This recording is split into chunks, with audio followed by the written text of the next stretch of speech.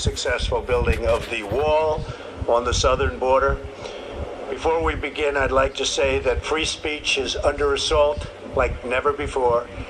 The 25th Amendment is of zero risk to me, but will come back to haunt Joe Biden and the Biden administration. As the expression goes, be careful what you wish for. The impeachment hoax is a continuation of the greatest and most vicious witch hunt in the history of our country, and is causing tremendous anger and division and pain, far greater than most people will ever understand, which is very dangerous for the USA, especially at this very tender time. And now I'd like to briefly address the events of last week. Millions of our citizens watched on Wednesday as a mob stormed the Capitol and trashed the halls of government. As I have consistently said throughout my administration, we believe in respecting America's history and traditions, not tearing them down. We believe in the rule of law, not in violence or rioting. Because of the pandemic, horrible, invisible enemy, and despite our tremendous success developing a vaccine years before it was thought evenly remotely possible. Nobody thought it was going to be possible. They said it would take 5 years. Sir, it will take 7 years. All of our scientists were saying, our advisors, it will take 7 years, 5 years, 10 years maybe. Well, we did it just like I said we would, and we had it out years and years before they thought it was possible. And we're now delivering it to states, including your state, where your governor and government are doing a terrific job in getting it administered in Texas. And Florida's doing great. Some of them are doing great. Some aren't doing as well, but they have all they can handle, and we get it to them as fast as they need it, and even faster. But they're calling it a medical miracle, and this has been a difficult year and a very difficult election. The pandemic has made it a very, very difficult year for our country and virtually every country all over the world. Now is the time for our nation to heal, and it's time for peace and for calm, respect for law enforcement and the great people within law enforcement, so many are here, is the foundation of the MAGA agenda. And we're a nation of law, and we're a nation of order. That is why we're here today, to talk about what we must do to uphold the rule of law in America and how we must continue to support our law enforcement heroes, which is exactly what you are. Do you feel like a hero? Yeah, I think you do, right?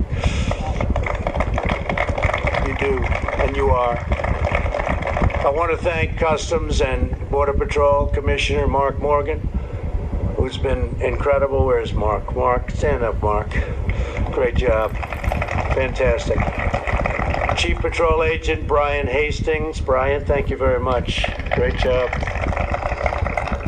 He's so happy with it. He said, sir, this really works. And most importantly, the brave law enforcement officers who risk their lives every day to protect our families and our country. I also want to thank a tremendous gentleman, a friend of mine, Tom Holman. He's a great American patriot, and he was with us right from the beginning. Right, Tom? You knew exactly. He said, we need a wall. When they were saying, no, we need drones. We need drones. I said, why? So you could watch the people pour into our country illegally? And I want to thank you very much, Tom. What a professional job you've done. All of you people, incredible. Everyone here today is part of an incredible success story. This is a real success story. When I took office, we inherited a broken, dysfunctional, and open border. Everybody was pouring in at will, working alongside the heroes in this great outdoor space, looking at our wall. We reformed our immigration system and achieved the most secure southern border in U.S. history. It is at a level that it's never been before. We took on the cartels, the coyotes, and the special interests, and we restored the rule of law. For years, politicians ran for office promising to secure the border only to get elected and to do the absolute exact opposite. They even promised a wall, if you remember. About 10 years ago, they promised a wall, but they couldn't get it built. It wasn't easy getting it built. Getting it financed was tough. Getting it built was even tougher.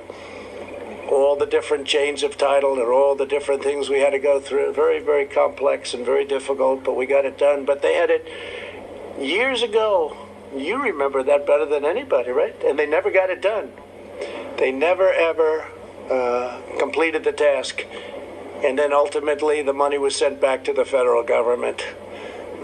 Spent, but no wall was built. But unlike those who came before me, I kept my promises. And today we celebrate an extraordinary milestone, the completion of the promised 450 miles of border wall. 450 miles. Nobody realizes how big that is. I remember when I first came down about a year and a half ago, we're under construction, and I started walking. And I'm looking at the wall, and I'm walking and walking. And I'm used to like a development project where you can walk a wall. 10 acres, 5 acres, 2 acres, 1 acre. Then I realized that's a long time. That's a big walk. A lot of the wall you have is incredibly natural. You have the mountains, you have the rivers, you have some very powerful water areas, you have some areas that are virtually impossible to get by, so we didn't need walls everywhere, but where we needed them, because it's been so successful that we've added nearly 300 miles, and that's currently under construction. This was our original wish, to get these areas done where there was such trouble. And now we have it. It's either in construction or pre-construction, an additional 300 miles. In every region that we've built the wall, illegal crossings and drug smuggling have plummeted, absolutely plummeted. In the Rio Grande Valley, crossings have dropped nearly 80%. In Yuma, Arizona, illegal entries have been slashed by 90%. Nationwide, ICE and Border Patrol have seized over 2 million pounds of fentanyl, heroin, meth, and other deadly narcotics, saving thousands and thousands of lives. We've arrested nearly 500,000 illegal aliens with criminal records, some with very serious criminal records of the type you don't want to know about, like murder. We removed nearly 20,000 gang members from the United States, including 4,500 members of MS-13, probably the worst gang of them all. Through the landmark reforms we've put into place, we have ended the immigration chaos and reestablished American sovereignty. Our most important reform was ending catch and release. Not easy to do. You're dealing with Congress, it's very, very difficult, which is the functional equivalent of open borders, but even worse. It's catch and release them. It means release into our country, not into another country.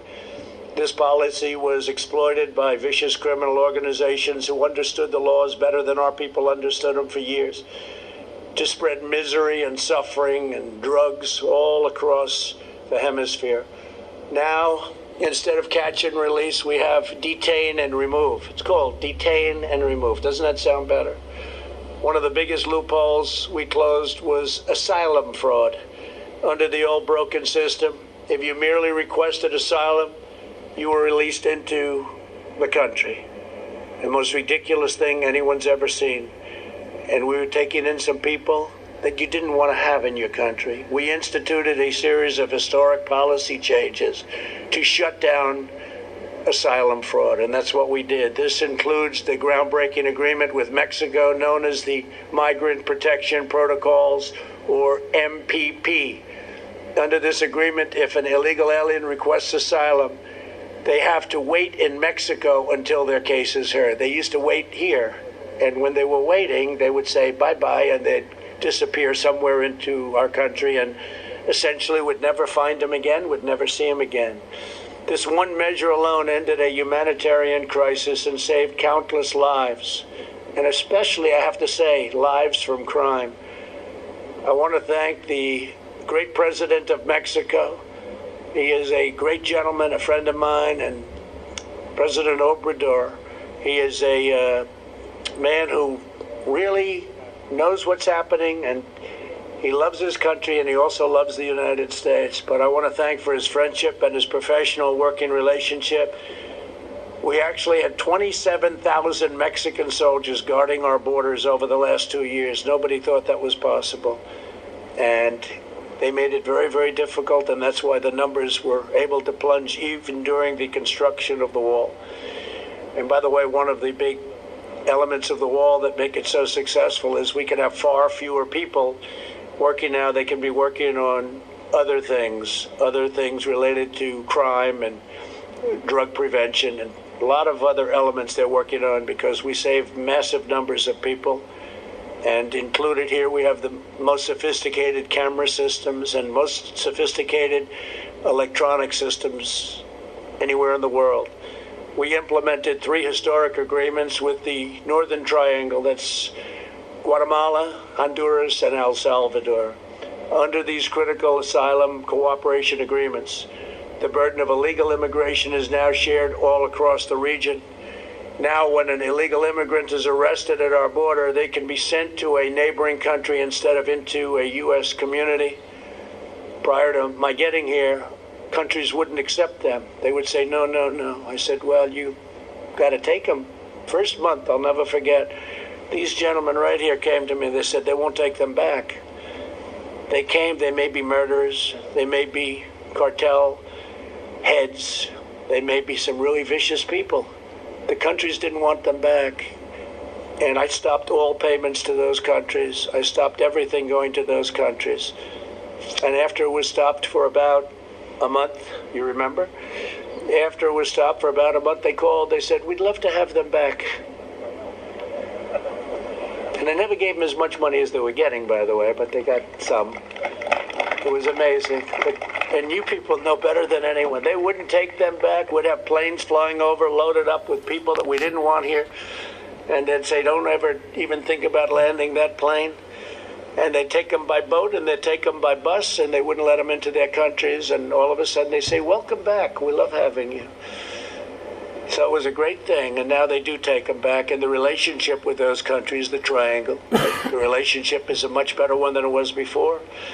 In addition to our agreements with Mexico, Guatemala, Honduras, and El Salvador, we have systematically reformed the regulatory code to return asylum to its original legal meaning and purpose, not a free ticket for entry.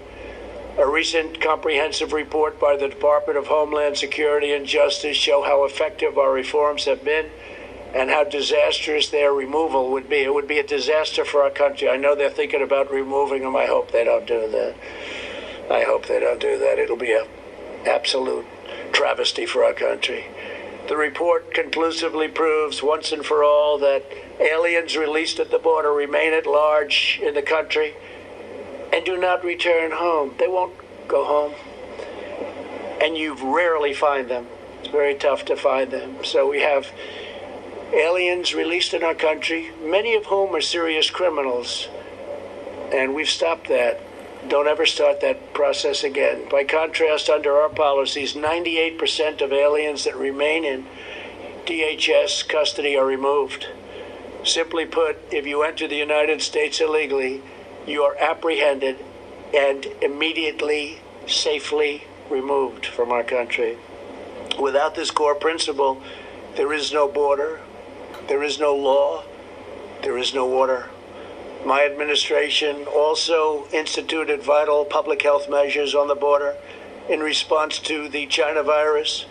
Under Title 42 of the U.S. Code, illegal immigrants are being promptly removed to protect the health of border agents, other migrants and local communities, and the public at large. Removing these protections would invite a public health catastrophe of epic proportions. As you probably know, in Tijuana, various parts of Mexico, the COVID, it's got about 24 names. I can call it from COVID to China virus. I can call it the plague. I call it the China plague. A lot of different names.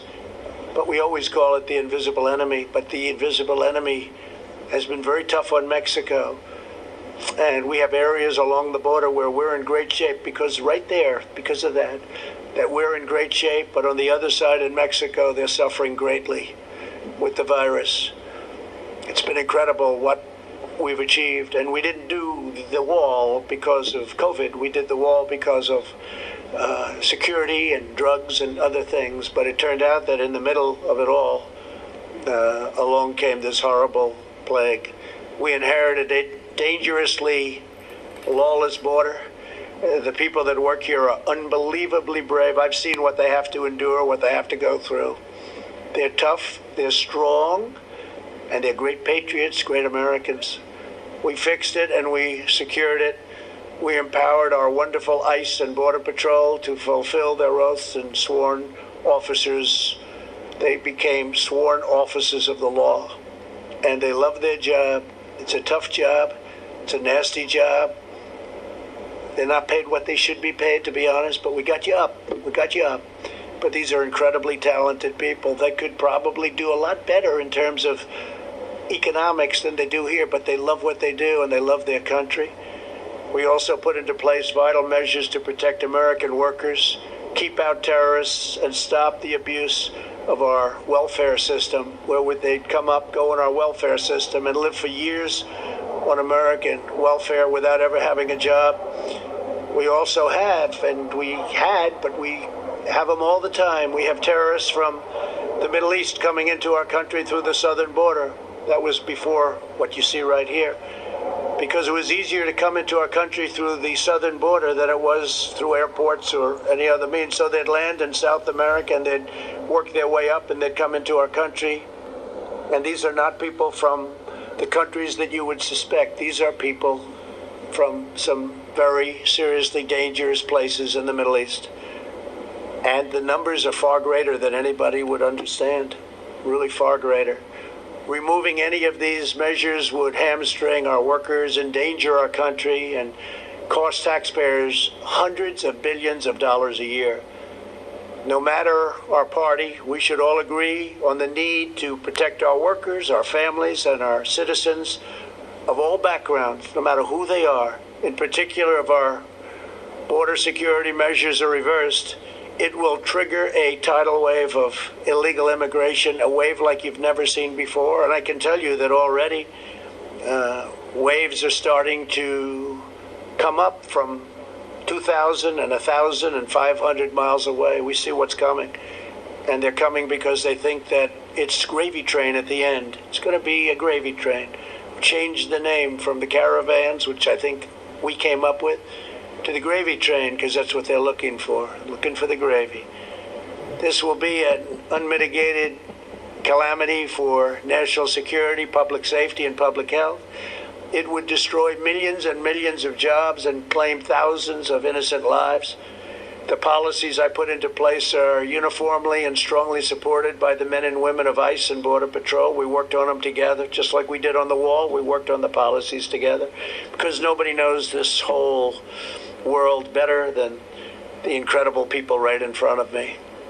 To terminate those policies is knowingly to put America in really serious danger and to override the great career experts that have worked so hard, those from DHS. At this very moment, smugglers and coyotes are preparing to surge the border if our policies are loosened or removed. I mean, they're literally waiting. Big groups of people, some of them very unsavory, I might add. This is an entirely preventable tragedy. It's waiting to happen. The safety of our nation must come before politics. We have many disagreements in the country, but we should all agree the urgent need to secure our borders, protect our homeland, and allow law enforcement to fulfill its mission without political interference. ICE and Border Patrol agents swore a sacred oath to uphold the law, and no political appointee should ever order them to violate that oath. These are real experts. They really get it. And I'll tell you who else gets it. The Hispanic population of our country gets it. Because not only did I win Texas in historic numbers, but I won border towns, which are largely Hispanic. And people were amazed to see that. And the numbers, they say, were Governor of Texas called. Greg, great guy, great governor called. He said, you had numbers that nobody's had since Reconstruction. Reconstruction means Civil War. And largely Hispanic. They understand it better than anybody, and they want law enforcement to help them live safe lives. The laws that Congress passed must be upheld. To the men and women of ICE, Customs, and Border protection, and all across DHS, law enforcement in general. You have earned the everlasting gratitude of our nation. You have no idea how much our nation loves you and respects you. I don't think you do have an idea, but it's true. I only hope and pray that your voice will be heard, honored, heeded, and respected long into the future. God bless you, God bless law enforcement, and God bless America. Thank you very much. Thank you. Great job.